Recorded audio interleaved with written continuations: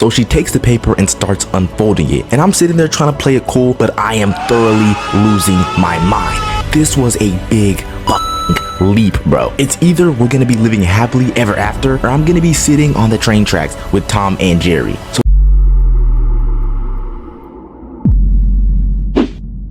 how far are you willing to go to bag a bad bitch?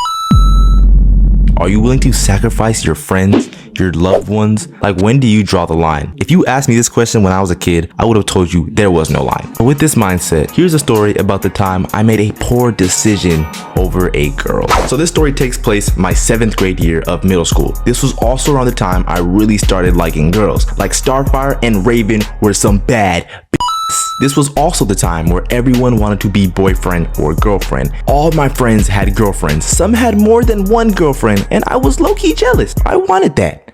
I needed that. So thus began my journey to find a girlfriend. I would be sitting in lunch, scoping out the whole area to try to find my future wife to be. After spending the whole day to no luck, I was starting to lose hope until I walked into my science class and I saw her.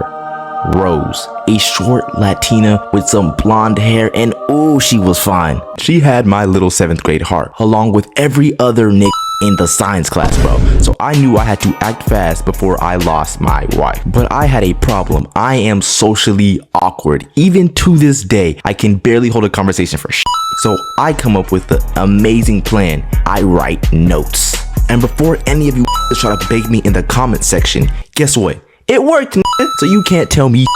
So this becomes our thing. Me and Rose start passing notes back and forth to each other the next whole week of school. And it's low-key started to become a vibe. Me and her started to become great friends, and I'm really starting to fall more and more for this girl. But that was the problem. Rose was only seeing me as a friend, but I wasn't trying to be her friend, girl. I was trying to be her man. So I had to figure out a fast and efficient way to get out the friend zone as soon as possible, because there was a lot of thirsty in this science class that wanted to be in my position. So I muster up enough courage to pick up a piece of paper and write, "Do you like me?" During middle school, the phrase "do you like me" is the same thing as asking, "Will you marry me?" Because as soon as you say "do you like me," the next question coming after that is, "Will you be my girlfriend?" So Rose knew what was up. So she takes the paper and starts unfolding it. And I'm sitting there trying to play it cool, but I am thoroughly losing my mind. This was a big leap, bro. It's either we're gonna be living happily ever after, or I'm gonna be sitting on the train tracks with Tom and Jerry. So she finally unfolds the note, reads it, and then looks at me. I am still sweating profusely and losing my mind. And then she says, "I mean, you're okay." Okay?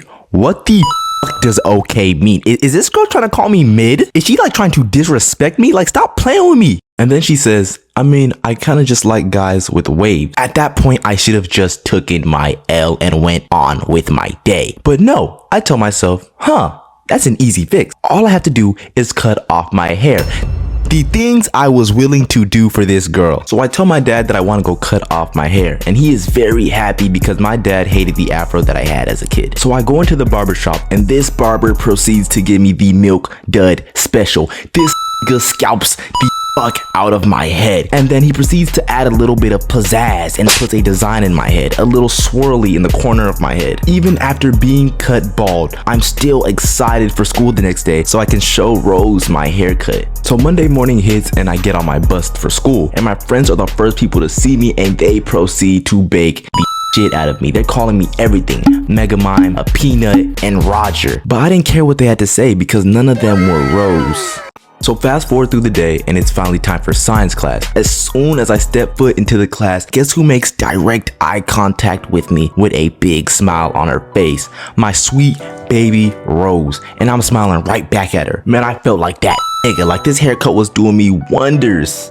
Man, if I wasn't so blinded by love, I would have realized she was not smiling because she was happy to see her future husband. She was smiling because the sun was beaming off my bald, long, Frieza assault ass head. I sit down, and with full confidence, I rip out a piece of paper and write down, "Will you be my girlfriend?" With 100% confidence that she was going to say yes. She grabs the paper, starts unfolding it. She reads it, and the pure shock on her face that quickly turns to laughter. This girl begins laughing in my face. And this is not just a chuckle laugh. This is like a good laugh that you have with your friends. Like the one where you start losing your breath, falling to the floor, and tearing up in the eyes. Right there, I realized I up.